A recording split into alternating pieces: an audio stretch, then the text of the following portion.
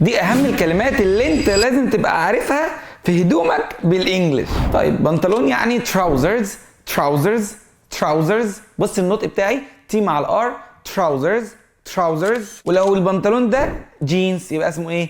جينز، جينز، جينز. والشورت اسمه شورتس، ما فيهوش كده شورت بس، هي شورتس، شورتس. لان اي حاجه خدت بالك انا قلت تراوزرز وقلت جينز، ها شورتس، مفيش تراوزر، مفيش جين، لا.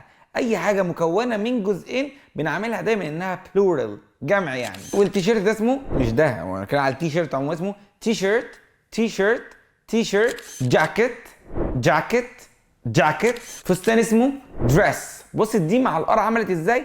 ده، ده. يلا انت قوم معايا كتير. دريس، دريس، دريس. والجيبه اسمها سكيرت، سكيرت، سكيرت. والبلوزه اسمها بلاوز، بلاوز. مش ب. خلي بالك في فرق ما بين البي والبي، ملناش دعوه بدي، عايزين بلاوز، بلاوز. والمعطف بقى اسمه ايه؟ كوت، اجين كوت، كوت، كوت. والبيجامه بقى اسمها ايه؟ بص دي بقى بالبي، بيجاماز. بص بص بيجاماز، بيجا بيجا.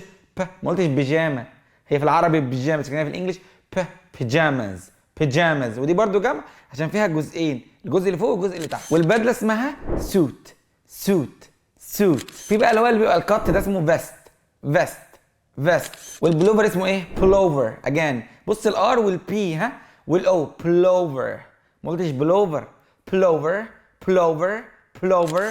وفي بقى السويتر، ما عليه سويتر اسمه سويتر، اجان سويتر. بص التي ما بين تو فاولز، سويتر، فلاب تي، سويتر، سويتر، سويتر. وبعدين الترينج بيقول عليه ايه؟ تريننج. بص التي مع الار والجي اللي في الاخر بشيلها ازاي؟